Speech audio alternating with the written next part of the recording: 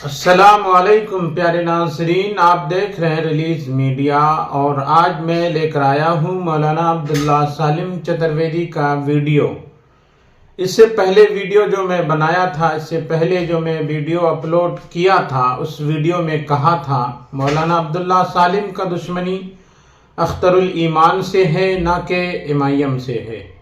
ये सीधे सीधे दुश्मनी अख्तरुल ईमान से है और अख्तरुल ईमान का दुश्मनी सीधे सीधे मौलाना अब्दुल्ला सालिम से है। चलिए सुनते हैं मौलाना अब्दुल्ला सालिम चतुर्वेदी का इस वीडियो को, फिर हमें और आपको पता चलेगा कि ये दुश्मनी कैसी है और ये दुश्मनी क्यों हुई है। चलिए सुनते हैं अख्तरुल ईमान साहब को। उससे पहले आप अगर इस चैनल पर नए हैं तो चैनल को सब्सक्राइब कर लीजिए, वीडियो को लाइक शेयर कर दीजिए और कमेंट में अपना राय दीजिए, उसका मुझे इंतजार रहेगा। जारी हो गया 13 तारीख को हमने अनार कटाया। इस उम्मीद के साथ हमने फॉर्म तभी भराना हमने शुरू किया अपने वकील को कह के, हमारा फॉर्म भरा गया रखा हुआ, पेमेंट टिकट लेकर आएंगे, सिर्फ सिंबल लगाना और नॉमिनेशन हम दाखिल करेंगे। तब भी आपसे कहा गया, लेकिन आपने तब भी उसको डिस्क्लोज नहीं किया। अख्तरुल ईमान साहब, आपका हक है, आप टिकट जिसको दीजिए, आपका हक है, आप गरीब को दीजिए, अमीर को दीजिए, फकीर को दीजिए, कार्यकर्ता को दीजिए, वो आपका अधिकार है। लेकिन एक बात ये बताइए कि जब टिकट में देरी हुई, हमारा फॉर्म मुकम्मल रेडी था, हमारे पेपर रेडी थे, सब कुछ कि हम टिकट लेकर आएंगे, टिकट का सिंबल लगाएंगे, हम वहां पर दाखिल करेंगे।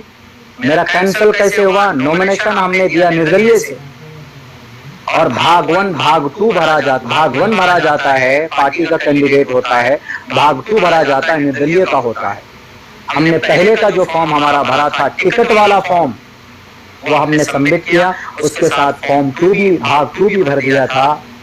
जिम्मेदार कौन बना बताइए? आपकी उम्मीद पर आप मुजरिम हैं, सरासर मुजरिम हैं। आप ये बोलते हैं, आप ये कहते हैं कि जो हकदार होगा उसी को, तो 5 महीना पहले 6 महीना पहले ऐलान करके आप उनको कहिए कि आपको टिकट दिया जाएगा।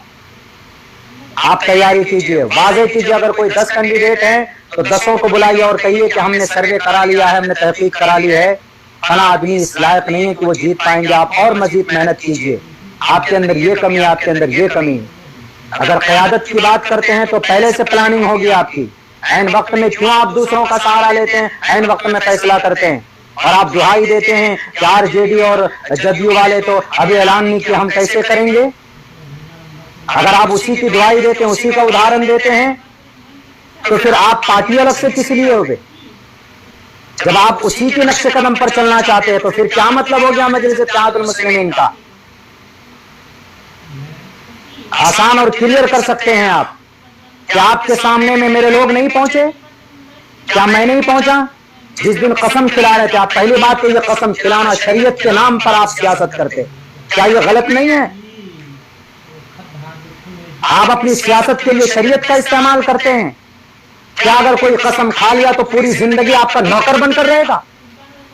क्या पूरी जिंदगी आपके लिए सिर्फ कुर्सियां बिछाएगा? पूरी जिंदगी आपके लिए सिर्फ कार्यकर्ता बनकर रहेगा? कसम खिलाकर बांधना चाहते हैं आप? पहली बात तो आपका यह अमल बिल्कुल सरासर गलत है, गलत है। हमने किया वो हमारी नादानी थी, हमने सिर्फ इस उम्मीद पे कर लिया कि चलो हमें टिकट मिलेगा। उसके बावजूद भी हम गए किशनगंज, हमने कहा कि अख्तर साहब जरा ये बताइए हमारे नाम का है या नहीं, हमें बता दीजिए, हम चले जाएंगे। बताइए, हमने ये बात आपके सामने बोला कि नहीं बोला? आप बोले कि मौलाना सर्वे चल रहा।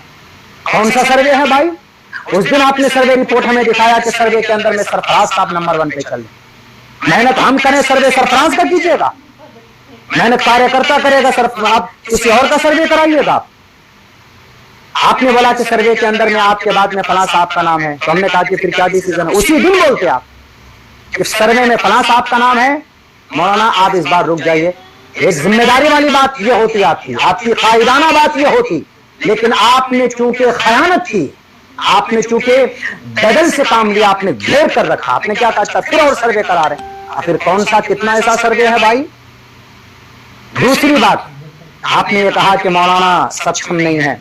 बताइए जरा, अख्तर उल ईमान साहब अमोर में, किशनगंज में हमारे जोकी हाट के 3 मुखिया, उनमें से 2 प्रेजेंट मुखिया थे, एक डीलर और एक समिति, ये लोग जाकर आपको नहीं बोले कि अख्तर उल ईमान साहब अगर आपको लगता है कि अब्दुल्ला सालिम कमजोर है तो आप सिर्फ चेहरा उसका होगा और हम लोग उनके साथ खड़े हैं।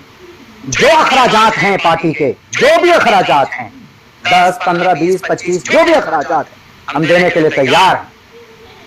3 मुखिया, बल्कि 4 मुखिया, एक समिति, एक बिजनेसमैन आपके पास नहीं पहुंचे, एक दिन नहीं कम से कम 4-5 दफा आपके पास पहुंचे, मेरी बात को लेकर पहुंचे, वो लोग अपने से गए। लेकिन आपने क्या कहा? अच्छा फैसला करते हैं, अच्छा सर्वे करते हैं।